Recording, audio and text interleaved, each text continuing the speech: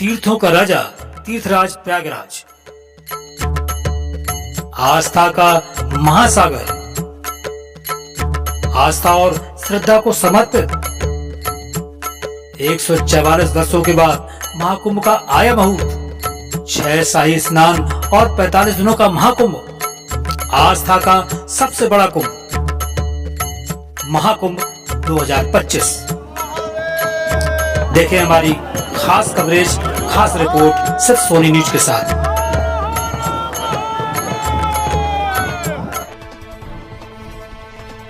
नमस्कार, मैं हूं आहाना गुप्ता। आप देख रहे हैं सोनी न्यूज। आइए बढ़ते हैं आज की प्रमुख खबरों पर। संगम में स्नान करना मोक्ष प्राप्ति जैसा अनुभव है, ज्योतिरादित्य सिंधिया। कांग्रेस नेता सचिन पायलट ने भी महाकुंभ में स्नान कर बटोरा पुण्य। प्रयागराज की पावन धरा स्थित त्रिवेणी संगम स्थली पर आयोजित हो रहे अब तक के सबसे बड़े धार्मिक सांस्कृतिक समागम में 48 करोड़ से अधिक श्रद्धालु आस्था की डुबकी लगा चुके हैं। माघी पूर्णिमा के दूसरे दिन भी महाकुंभ में स्नान के लिए आने वाले आस्थावानों का टूट रेला देखा गया। इसके अलावा देश की दिग्गज हस्तियां भी मां गंगा, यमुना और पवित्र सरस्वती के संगम में स्नान कर पुण्य बटोर रही है। इसी क्रम में गुरुवार को केंद्रीय मंत्री ज्योतिरादित्य सिंधिया ने भी संगम स्नान कर लोक कल्याण की कामना की। उन्होंने स्वयं को सौभाग्यशाली मानते हुए कहा कि संगम में स्नान करना मोक्ष प्राप्ति जैसा अनुभव है।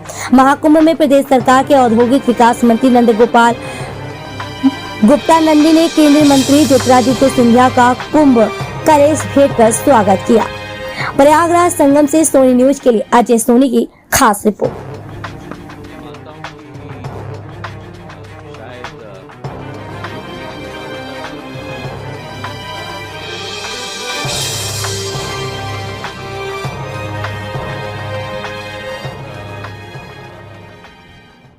शायद विश्व में ये एक अनोखा समय है जहां विश्व के लोग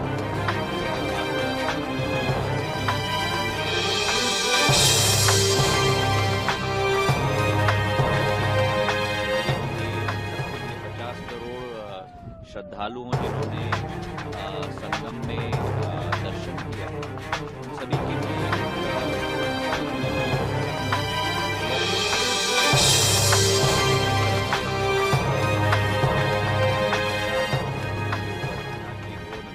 सभी को धन्यवाद अर्पित करता हूं और मेरी तरफ से केवल सभी श्रद्धालुओं की तरफ से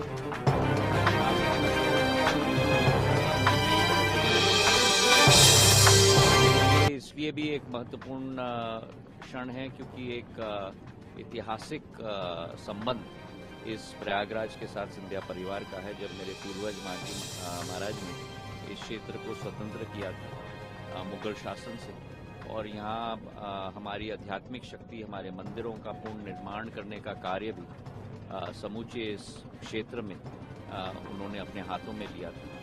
तो मेरे लिए एक पारिवारिक भावनात्मक क्षण भी है और सबसे महत्वपूर्ण, मैं अपने आप को सौभाग्यशाली समझता हूँ कि मोक्ष प्राप्ति का एक क्षण हमें संगम में स्नान करके प्राप्त हुआ है। और अपने पूर्वजों के लिए भी मैंने प्रार्थना की, सभी देशवासियों के लिए भी प्रार्थना की और भगवान का आशीर्वाद हमारे देश पर, हम सब पर सदैव रहे, यही आशा की।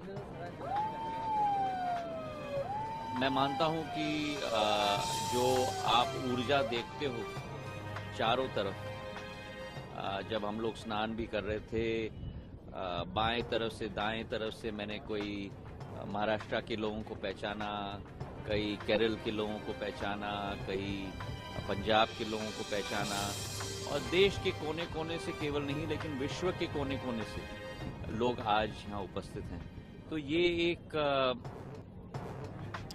उदाहरण भी है कि किस तरीके से भारत एक केवल आर्थिक शक्ति के रूप में विश्व पटल पर नहीं लेकिन एक आध्यात्मिक शक्ति के रूप में भी विश्व पटल पर भारत आज उभर रहा है। नया क्लेवर, नया अंदाज, आप देख रहे हैं देश का number 1 digital news channel Soni news. पैनी नजर, तीखी सोच।